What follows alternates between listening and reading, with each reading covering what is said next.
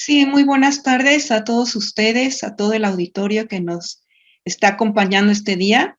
Estamos aquí en el conversatorio organizado por el Departamento de Ciencias Religiosas a través de su posgrado de la maestría en Teología y Mundo Contemporáneo. En esta ocasión están con nosotros el licenciado Jesús Becerril González y la maestra Lucelena Arosqueta Villeda, con los que vamos a conversar, y me voy a permitir presentarlos. La maestra Lucelena Arosqueta Villeda es licenciada en Derecho por la Universidad Nacional Autónoma de México y maestra en Criminología y Ejecución Penal por la Universidad Autónoma de Barcelona. Actualmente ella está en la fase final de su tesis de esta maestría en Teología y Mundo Contemporáneo, con el título de Bocados de Amor y de Esperanza, lectura teológica del documental La Cocina de las Patronas. Lucelena inició su trayectoria laboral en Derecho Penal, enfocándose en el ámbito de derechos humanos, tanto en el sistema penitenciario mexicano como en el español, durante 10 años. Posteriormente se especializó en Derecho Sanitario y Administrativo, como letrada en la asesoría jurídica de la Secretaría de Salud en Cataluña durante 12 años.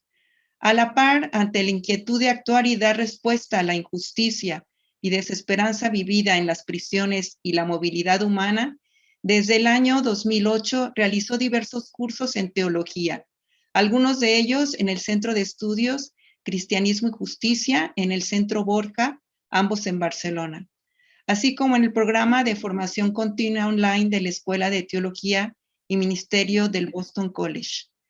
Ha participado como invitada en diversos coloquios en el ámbito teológico, derechos humanos y migración a nivel nacional e internacional. Actualmente imparte la materia de persona y trascendencia en la Universidad Anáhuac y Evangelio, Sociedad y Derechos Humanos en México, en la maestría en Pensamiento Social Cristiano a cargo del INDOSOC y la Universidad Católica Lumen Gentium, aquí en México. Ella es una de nuestras excelentes egresadas de la maestría en Teología y Mundo Contemporáneo, y nos da mucho gusto tenerla aquí con nosotros. Y les voy a presentar ahora también al licenciado Jesús Becerril González, que también es egresado de nuestra maestría. Él es licenciado en Relaciones Económicas Internacionales y cuenta con el Bachillerato Pontificio en Filosofía y Teología. Actualmente elabora su tesis de la maestría en Teología y Mundo Contemporáneo con el título de Lequil Cuxlejal, que es un término celtal, el buen vivir, así se traduce, una espiritualidad descolonial de resistencia y propuesta creativa en tiempos de violencia sistémica. El caso de las comunidades de la misión jesuita de Bachajón, Chiapas, con la que se graduará de esta maestría. Durante los estudios de la maestría fue ayudante de investigación en el proyecto Tradiciones Religiosas y Espiritualidades del Departamento de Ciencias Religiosas y de la línea de investigación Teología, Hermenéutica y Praxis de la Experiencia Religiosas, en colaboración con la misión indígena celtal de Bachajón, Chiapas, que es una obra de la Compañía de Jesús, de los jesuitas, donde él tuvo la oportunidad de vivir un año aprendiendo de los proyectos de la misión, como son las cooperativas de economía social y solidaria, movimientos por la defensa de la vida y el territorio, la radio comunitaria, pastoral indígena y de la cultura y los valores celtales. Y esta experiencia ha marcado profundamente su fe y ha motivado sus proyectos profesionales. Actualmente sigue colaborando con la misión jesuita de Bachajón en la elaboración de subsidios teológicos y de catequesis para la formación permanente de los diáconos celtales y sus comitivas.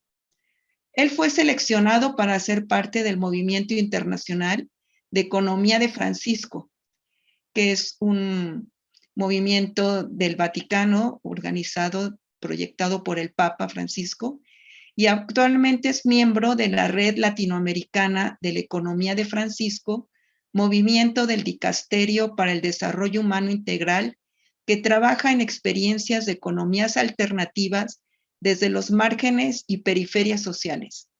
Ha sido ponente en el primer Congreso Internacional de Economía de Francisco en América Latina y el Caribe, con sede en la Pontificia Universidad Católica de Paraná, en Brasil, compartiendo parte de su investigación de la maestría. Profesionalmente se desempeña como profesor de la Facultad de Economía de la Universidad Autónoma del Estado de México, donde imparte materias relacionadas a la multiculturalidad, ética y desarrollo humano, donde ha encontrado una oportunidad de vincular la fe con la economía, la política y la sociedad.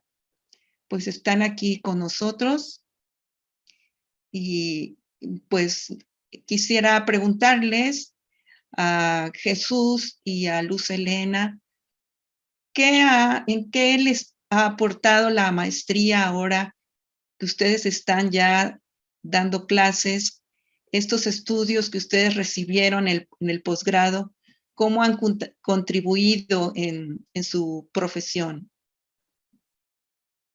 No sé, Jesús o Luz Helena, si quisieran responder.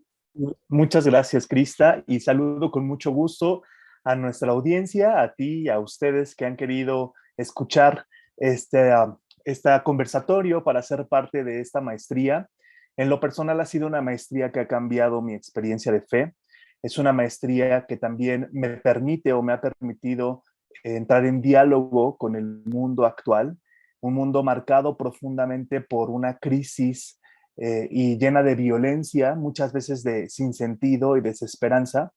Y justamente es tomar, el posgrado para mí fue tomar como una postura crítica, pero también existencial, de cómo quiero responder a un llamado, porque la teología es una vocación, de cómo quiero responder a un llamado para posicionarme en este mundo y tener una palabra que ofrecer.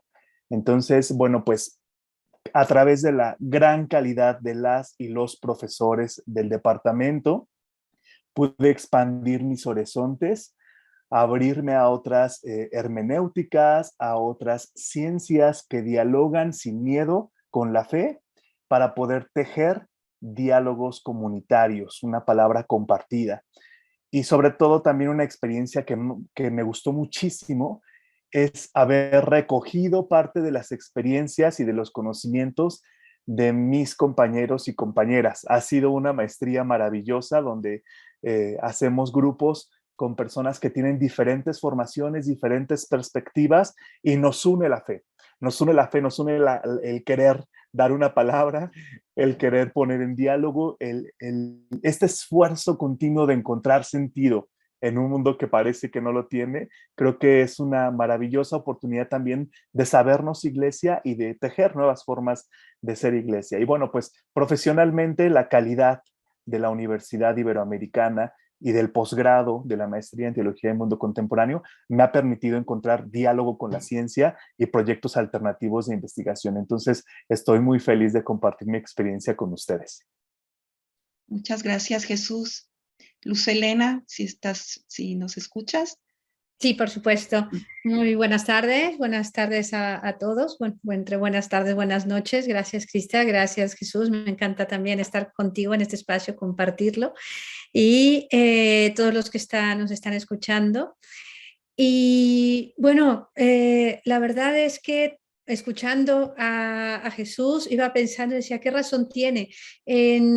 Sobre todo, retomo algo que para mí es muy importante, gracias a esta maestría, es encontrar el diálogo, un diálogo abierto, un diálogo que no nada más se nos está dando, sino que nos propone a nosotros también a salir y a dialogar.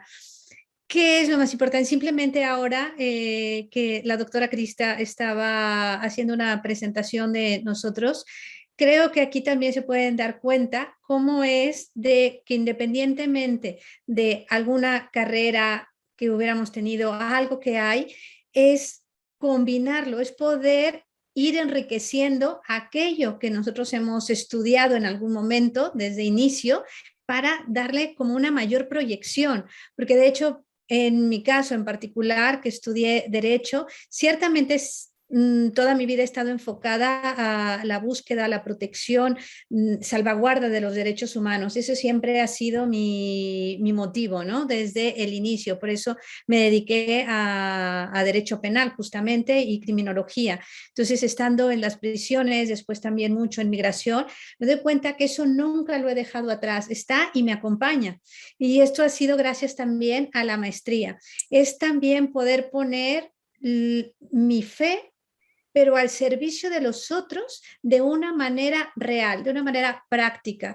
Entonces, la maestría desde el inicio me encantó, primero porque era llegar y hablar, estar en diálogo con todos los compañeros y compañeras de diferentes carreras y algunos que venían directamente de teología, ya filosofía, como un poco más encaminado, y yo pensaba, ¿qué estoy haciendo aquí? O sea, no voy a poder llegar jamás. Pero el darme cuenta que ellos también, y ellas con mucha paciencia, igual que los profesores magníficos, en eso coincido completamente contigo, Jesús, que es, bueno, no solamente como profesores, como académicos, sino como personas humanas que dan absolutamente todo, pude darme cuenta también de que ese acompañamiento iba a ser continuo. Entonces, cómo de repente todo aquello que tenía, esa parte de fe, si quieren, personal, pero cómo iba vislumbrándose de una manera más amplia, con un abanico en el cual ya intervenía mi carrera, en el cual todos los que estaban ahí es una maestría completa y absolutamente interdisciplinaria, y eso enriquece totalmente, da una visión importante. Y era entonces decir, bueno, yo con estos conocimientos, derechos humanos, ¿cómo lo puedo poner en la práctica?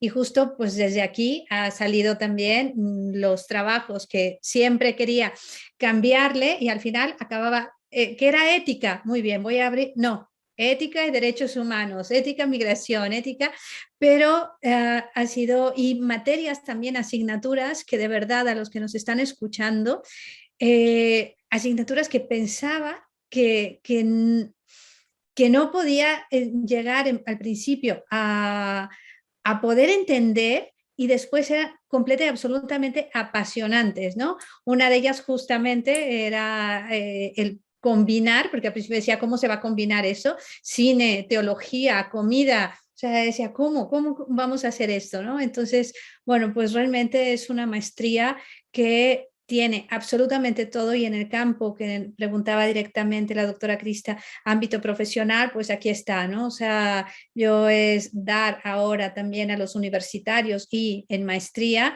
esa combinación que no ha dejado parte de lo que yo soy de mi formación jurídica, pero con esta visión y esta visión de fe y poder transmitir un mensaje y que todos estamos también invitados a llevar ese mensaje y a visualizar realmente al ser humano.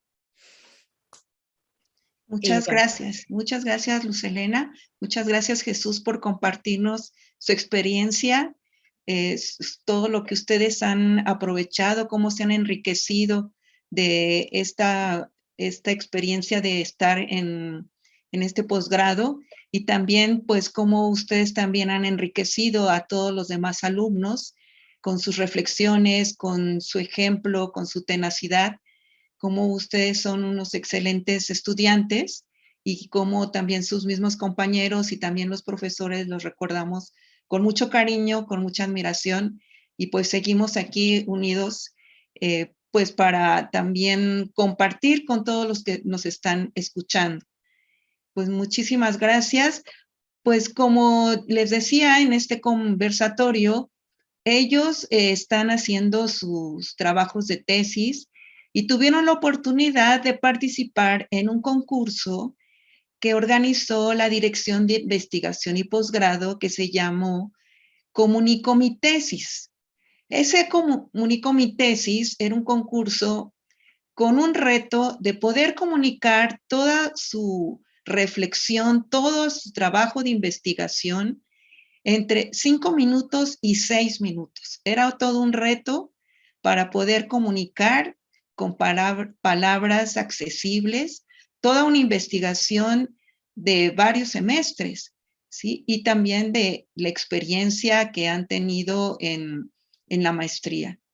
Entonces, pues por eso ellos de manera especial han querido también comunicar en este conversatorio, pues lo que han dicho en su trabajo de Comunico mi tesis. Quisiera pedirle a la maestra Luz Helena Arosqueta que por favor pues nos comunique lo que ella transmitió en este concurso. Perfecto. En un momento comparto pantalla para presentarles justamente lo que se visualizó. ¿Ok? Está aquí. Va. Soy Luz Helena Arosqueta Villeda y soy tesista en la maestría en Teología y Mundo Contemporáneo, con el proyecto de tesis titulado Bocados de Amor y de Esperanza, una lectura teológica del documental La Cocina de las Patronas, siendo mi director de tesis el doctor Ángel Méndez Montoya del Departamento de Ciencias Religiosas. ¿Qué es lo que me motivó a esta investigación? Lo primero fue que en el año 2016 llevé una asignatura con el doctor Ángel Méndez que se llama Comida, Cine y Teología, 3 de mis grandes pasiones. Posteriormente, en 2017, hubo el primer Congreso Continental de Teología Feminista en la Universidad Iberoamericana, en la cual pude escuchar a Norma Romero, una de las patronas. Cuando la escuché pensé, esto realmente es teología. Norma pertenece a ese grupo de mujeres de la comunidad La Patrona en la localidad de Guadalupe, en el municipio de Amatlán de los Reyes, en el estado de Veracruz, en México. Desde el año de 1995, este grupo de mujeres se dedica a dar alimento y asistencia en las vías del tren a los migrantes que van montados en el tren de carga llamado La Bestia, en su paso por Veracruz, desde Centroamérica hacia el sueño americano. Estas mujeres lanzan esos víveres, pero dan algo más. Realmente es darse ellas mismas. Cuando escuché a Norma, decidí investigar muchísimo más y me topé con un documental que había hecho el director mexicano llamado Javier García. En ese momento, cuando vi que ese documental llevaba por título La Cocina de las Patronas, pensé, tengo que hablar de ello. Tengo que hacer un diálogo entre la narrativa teológica y la narrativa cinematográfica. Debo demostrar que pueden existir otros lugares teológicos, que hay una teología alimentaria, que hay una comensalidad, que hay un pan que nutre, un pan que conforta, un pan que protege. ¿Cuál es el papel de la comida también en la cinematografía? Y cómo en el cine también los sentidos corporales y ese saber, ese sabor, ese ver y escuchar se despiertan. Cómo hay historias que trascienden, historias que están ahí puestas que no son ficción, que es una realidad. Y en ellas mostrar cómo están estas mujeres y cómo también está la cara de la exclusión en las y los migrantes. Cómo estas mujeres demuestran que se puede servir al hermano, que se puede disponer del tiempo y de las capacidades de cada uno, darle vuelta a aquello que es un papel que tenemos y empoderarnos también en ello, que esa comida, ese alimento puede llegar a ser compartido, una muestra de solidaridad donde se valora al ser humano, dar de comer y beber a quien lo necesita como una experiencia única, darnos cuenta que yo, si quiero ayudar, puedo ayudar. Y sobre todo que Dios no está en un templo, que Dios tiene rostro y ese rostro es el de los migrantes. A partir de aquí comencé a no solamente quedarme en ello, sino conocer a quién estaba detrás de ese documental. Pude hablar con el director varias veces de este documental y que me diera también otra visión.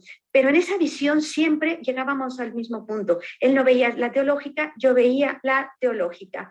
También pude acompañar a las a las patronas en febrero de 2020, cuando llevaron a cabo un festejo enorme por sus 25 años de labor humanitaria.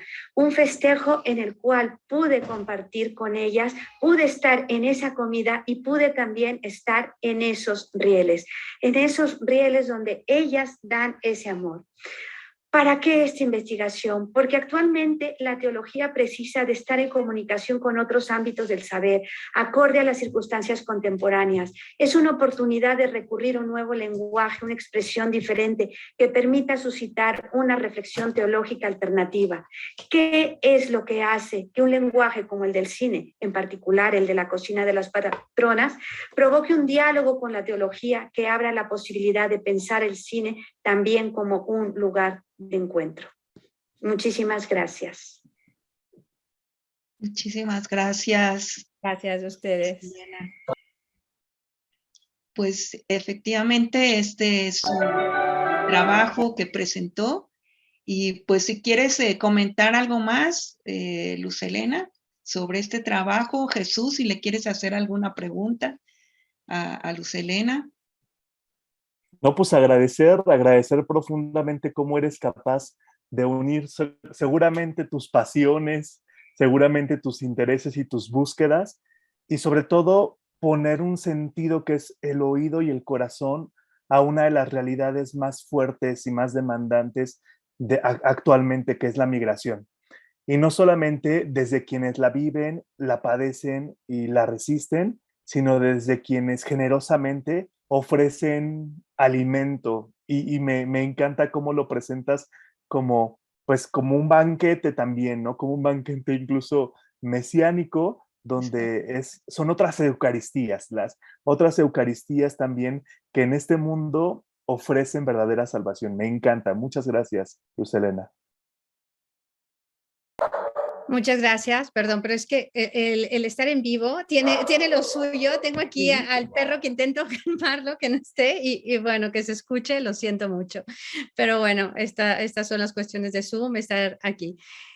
Muchas gracias, Jesús. Bueno, yo también me gustaría, y sé que ahorita también te voy a escuchar hablar de tu trabajo. Gracias, Crista. La verdad es que fue eso, como lo dije en el trabajo, mis grandes pasiones, ¿no? Y el encontrarme que podían mostrarse y no dejar nada más así como me gusta el cine y me gusta comer, ¿no? Sino verle esta cuestión, como bien dices, mesiánica, ver ese alimento. A mí cuando estuve con las patronas, de verdad que cuando la Ibero organizó ese encuentro y escuché ahí entre tantos teólogos de repente una voz que decía, vi al hermano y le di de comer, pensé, wow, yo quiero llegar a entenderlo, a comprenderlo desde ese punto de vista, aunque ellas evidentemente no veían el punto teológico, pero de también darle la vuelta, ¿no? Mostrarlo.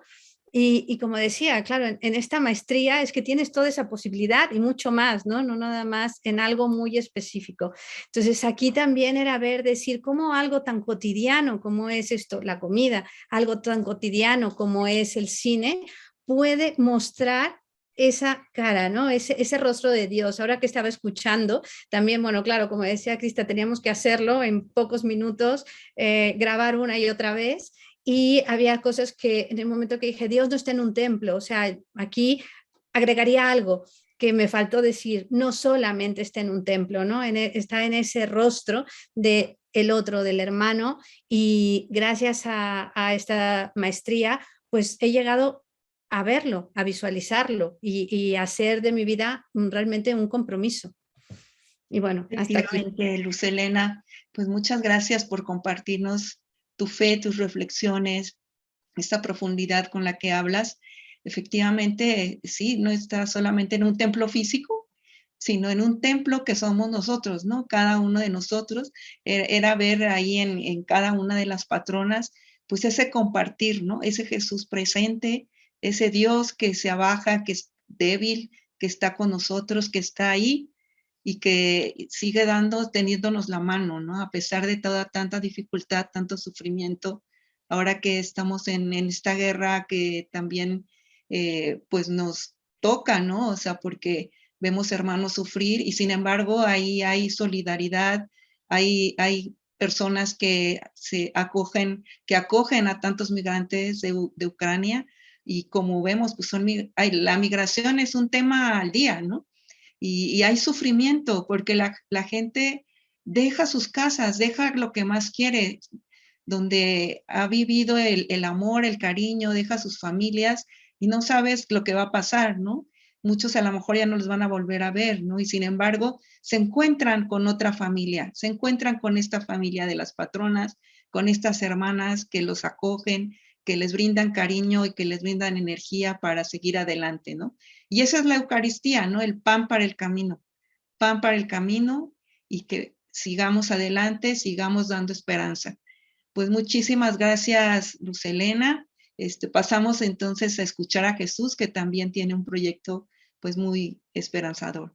A ver, Jesús. Muchas gracias. Pues sí, digo, el mío fue más bien como una oportunidad en 5 minutos hablar sin mucha posibilidad de imágenes, entonces ahora tengo más libertad, ya no es el concurso, ya no estoy con la atención ni nada, y les puedo ofrecer un poco más de imágenes sobre lo que trata mi proyecto de investigación, que dicho sea de paso es importante para empezar una maestría, ¿no? Creo que para empezar un posgrado es realmente unir esta pasión con los elementos recibidos y aportar una voz, aportar algo al mundo, tomar una posición, y por eso pues, es bien importante que quienes quieran estudiar un posgrado sepan que es parte del mismo. Bueno, pues yo efectivamente soy recién egresado de la maestría en Teología del Mundo Contemporáneo, cuya finalidad es contribuir al diálogo entre la fe y el mundo que hoy vivimos. Es por eso que el marco conceptual de mi investigación, es decir, los lentes, porque se nos ofrecen diferentes teorías, diferentes puntos de encuentro, y eso es una hermenéutica. Entonces, adoptar unos lentes que nos permitan asomarnos a la realidad. Y esos lentes fue la decolonialidad, o sea, desde las voces y experiencias, desde quienes se resisten a la violencia que vivimos en el mundo contemporáneo. El pensamiento decolonial es precisamente el espacio que posibilita la otra cara y la otra voz de la historia, de quienes han sido sometidas, explotados y abusadas en sus derechos e identidades. Ellos y ellas son quienes nos ayudan a visibilizar lo que pareciera normal e ideal en la construcción de la vida, porque la vida no está del todo dada. Se ha construido históricamente bajo patrones de poder violentos en categorías y términos europeos, blancos, machos y capitalistas. Algunas y algunos autores de las ciencias sociales han denominado esta lógica de opresión bajo el término de trilogía de la colonialidad. El colonialismo, o sea, la discriminación racial y étnica; el capitalismo, que ve las riquezas naturales como recursos en beneficio de unos pocos; y el patriarcado, que viola, mata y menosprecia todo lo que no es macho, es decir, a las mujeres y a la diversidad sexual. A esta trilogía se le ha sumado un cuarto elemento como aporte de la teología, con grandes exponentes, algunas profesoras y profesores de la Universidad Iberoamericana: la religión sacrificial. Este cuarto elemento es de suma importancia y yo lo retomo para poder hacer una crítica al sistema religioso que muchas veces ha actuado en complicidad con el poder para justificar el saqueo, el abuso y la dominación. Si bien es cierto que desde sus orígenes hay corrientes teológicas que han acompañado a las periferias, también es cierto y urgente decir que incluso en la actualidad la religión sigue siendo una de las instituciones más opresoras, discriminatorias y violentas. La decolonialidad, pues, se trata de bajarnos de este tren de patrón violento para abrirnos a otros modos de vida que se tejen desde quienes resisten a estas violencias y discriminaciones. Es desde estos grupos, ellas, ellos y ellas, desde que se puede vislumbrar la esperanza. Entre todos estos movimientos sociales y espiritualidades políticas que de ellos surgen, la tesis que escribo se centra en las comunidades indígenas del sureste chiapaneco, con quienes tuve la oportunidad de vivir un año y quienes sembraron esperanza en mi corazón. La espiritualidad celtal recupera el saber ancestral de nuestros pueblos indígenas, que se fundamenta en la visión y la experiencia de una vida de manera integral, es decir, en profunda conexión con la tierra, la biodiversidad y la comunidad humana. Su propuesta, llamada Lequilcush Lejal, es decir, su buen vivir, es todo lo contrario al vivir bien consumista, egoísta y competitivo en el que muchas veces somos educados desde la infancia. Para ellos, esto corrompe la vida. Al caminar en la selva y convivir con algunas de las más de 600 comunidades celtales de la misión de Bachajón, pude reconocer que la espiritualidad es el detonante de todos los proyectos de desarrollo humano que ahí se viven. Para ellas y ellos no hay separación entre alma y cuerpo, entre espiritualidad y política, entre religión y economía. Todo está conectado y emerge de una capacidad de pensar, sentir y relacionarse desde esta interconexión. Una espiritualidad que a lo largo de más de 60 años ha consolidado proyectos desde su cultura y sus raíces, y que en la tesis podemos ver cómo no solamente resisten, sino que se construyen como una verdadera alternativa ante cada una de las violencias descritas. Frente al capitalismo extractivista de los megaproyectos como el Tren Maya y las empresas que roban los mantos acuíferos y los productos enlatados y chatarra, las y los celtales han sido pioneros en el movimiento por la defensa de la vida y el territorio, y creativamente han desarrollado alternativas de producción y consumo, creando otra economía. Frente al colonialismo, el patriarcado y la religión sacrificial han creado servicios educativos y religiosos bilingües e interculturales alternativos a los oficiales e institucionales, donde el papel de la mujer ha sido vital. Y el ministerio eclesial, es decir, esto de ser padrecito, no es la única ni la más sagrada forma de vivir y servir a la comunidad. Ese testimonio vivo es el que yo recojo en la tesis, porque estoy convencido de que en esta época de crisis, donde no se acerca el fin del mundo, sino el fin de un mundo específico, la construcción del futuro no puede excluir ni mirar como piezas de museo a los pueblos indígenas ni a los demás grupos que proponen otros mundos y otras vidas posibles. Es desde estos no lugares, no voces y no cuerpos, desde las grietas y los márgenes, desde el sur y las y los nuestros, que hay un pasado que recuperar, un presente que defender y un futuro que construir. Porque el buen vivir de los pueblos originarios es en realidad un sueño que todas y todos llevamos dentro. Un anhelo que para las y los celtales es lo más importante, llegar a ser Hunashko Tantik, un solo corazón.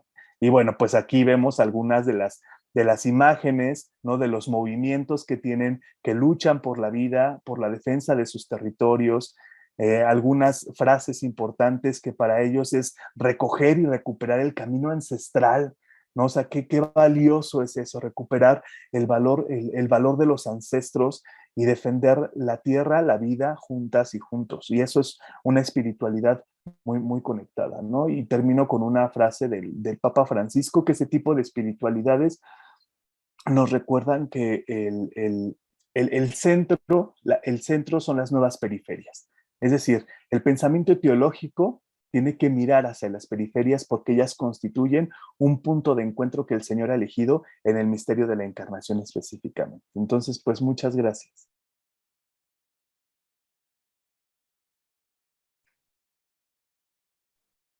Muchas gracias, Jesús, por compartirnos también tu proyecto, tus avances en la investigación.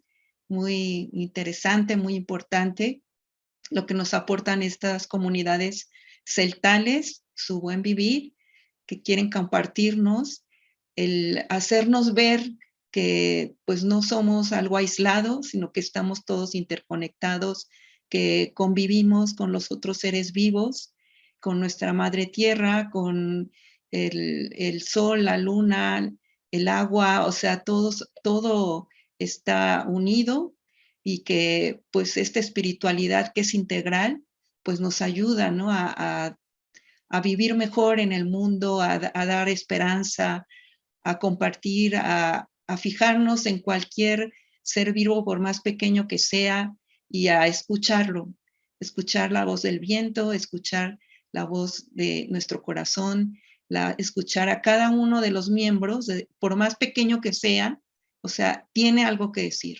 Un niño, una niña, un joven, un joven, ¿no? Los ancianos que tanto nos enseñan con su sabiduría, las ancianas, y cada uno de los elementos de la tierra, cada uno de los seres vivos. Pues muchísimas gracias, Jesús. Luz Helena, si quieres hacerle alguna pregunta, algún comentario a Jesús, adelante. Sí, gracias. Ahora sí voy a tener oportunidad que esa vez no podíamos. Bueno, nuevamente, felicidades. Me parece un trabajo excelente. Me gusta mucho porque también aparte has puesto corazón en todo. Y ver yo lo veo desde estas teologías, ¿no? Que surgen también, puede ser desde la teología de la liberación, que puede ser esa teología, por ejemplo, cuando yo presento teología migrante, aquí la teología decolonial, ¿no?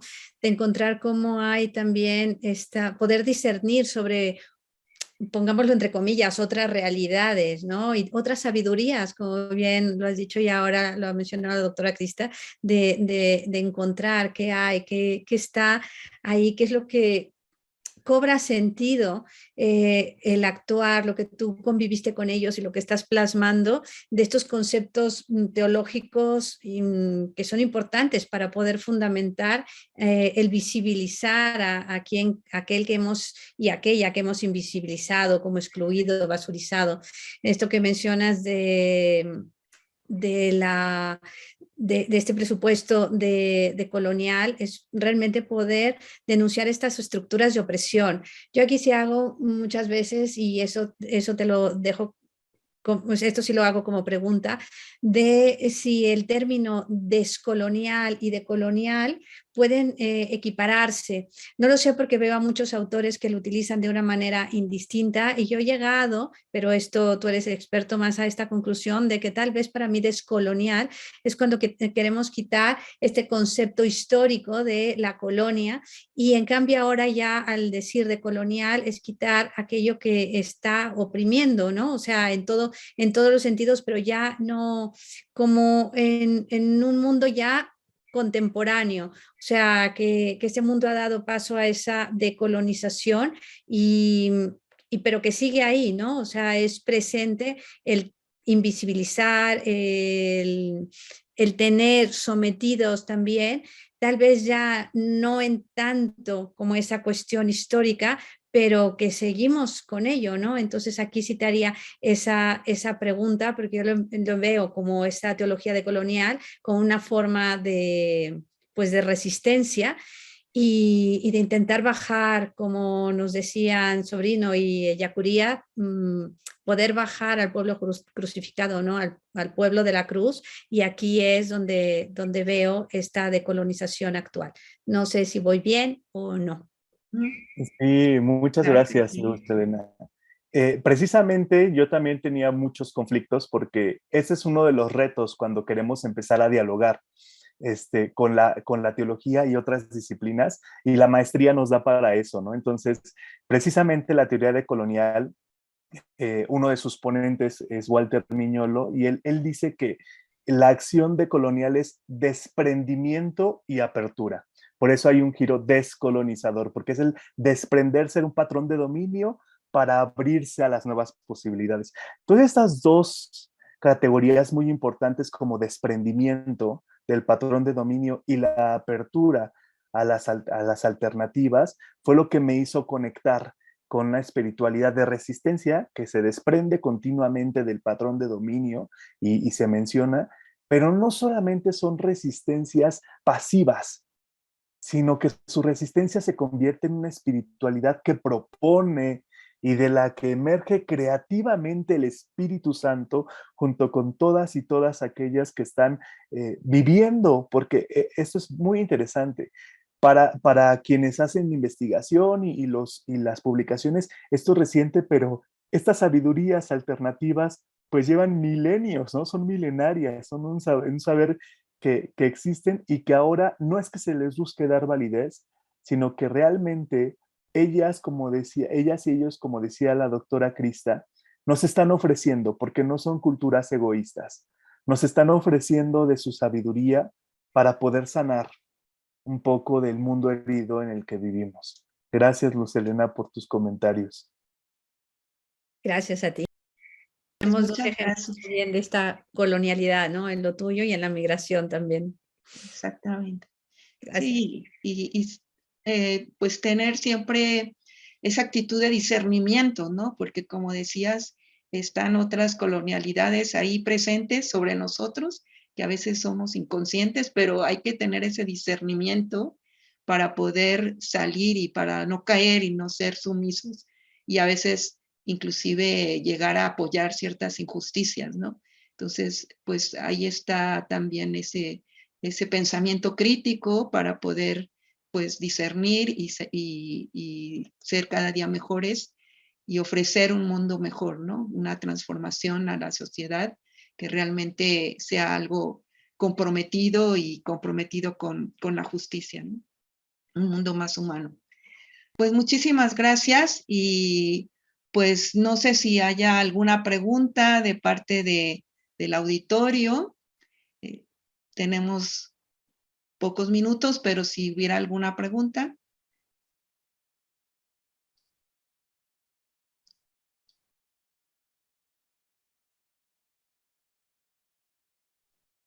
Parece que no. No, parece que no, ¿verdad? Pues bueno, pues no sé si quisieran hacer unos últimos comentarios, Jesús, Luz Helena, adelante. Adelante, Luz. Bueno, pues yo simplemente así como comenzamos agradeciéndoles su presencia e invitándoles realmente a no dejar pasar la oportunidad de esta maestría y abrirse también a ella y a todas las oportunidades que puede dar. Muchas gracias. Aquí nos llegó una pregunta de cómo, claro, de cómo funcionan los propedéuticos. Bueno, los propedéuticos están organizados para las personas que vienen precisamente de disciplinas que no son la teología, ¿sí? Cualquier otra carrera que no haya sido teología, entonces se dan estos propedéuticos, que son materias teológicas, y se dan en 2 semestres, 4 en un semestre, 4 materias y 4 en el otro. Sí, entonces se dan a través de educación continua y pueden ustedes pedir mayor información si nos escriben a mi correo, es Crista, está mi nombre ahí, christa.godinez@ibero.mx y ya les damos mayor información de estos propedéuticos. No es necesario llevar los 4 por si no tienen todo el tiempo completo. Se llevan por las tardes, los lunes y miércoles, de 4 a 6 y de 6 a 8. Pero si pueden llevar los 4 está bien, si no, pues un solo día, ya sea lunes o lunes y miércoles de 4 a 6, como ustedes vean, pero están abiertos para que los puedan llevar.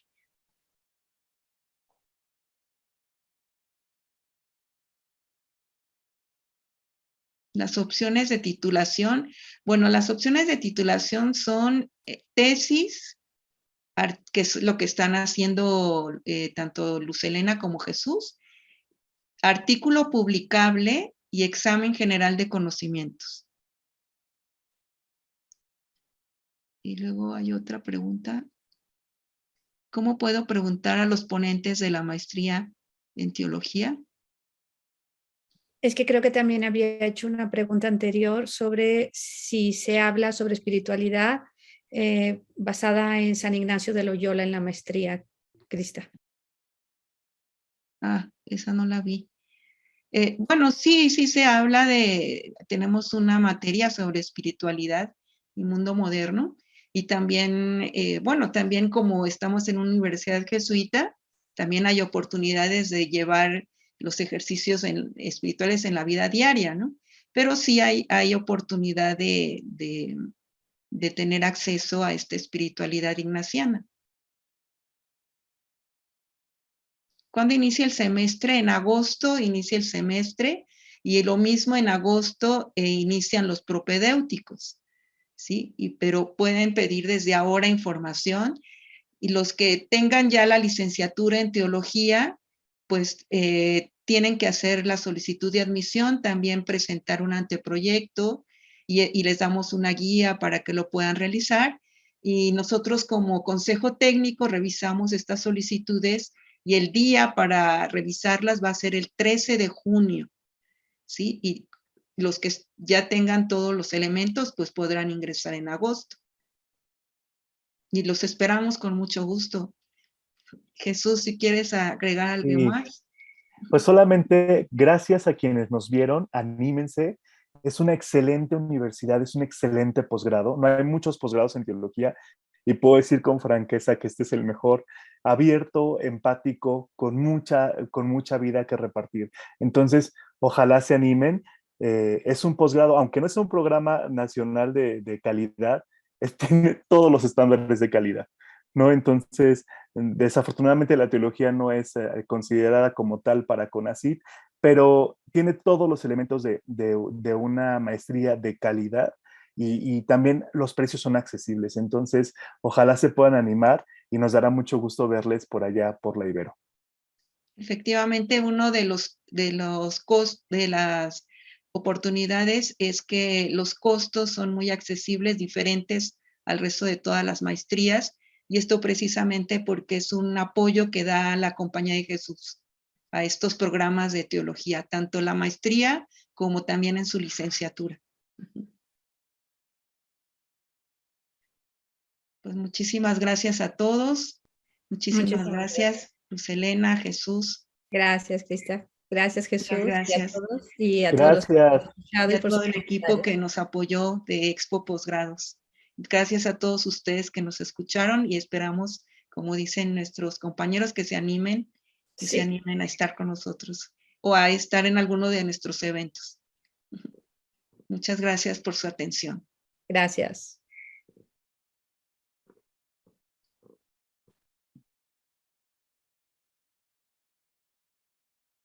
A ver.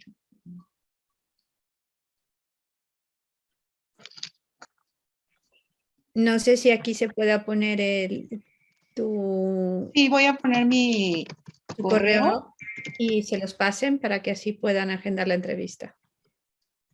Sí, aquí está. Perfecto. Elder, ya estamos fuera, ¿verdad? No sé si aquí ¿Quién serán las sesiones ellas? Bueno, ahí está mi correo para que puedan agendar la entrevista y cualquier información que ustedes soliciten sobre la maestría y nuestros programas del departamento.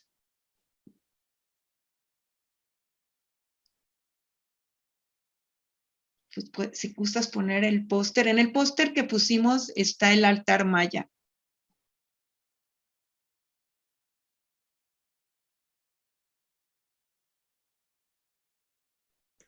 Sí, sí se pone el póster, por favor, y así ya terminamos. Y creo que nos salió tu correo.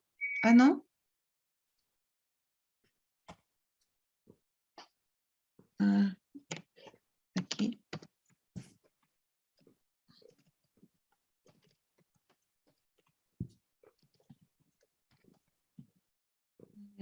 Está.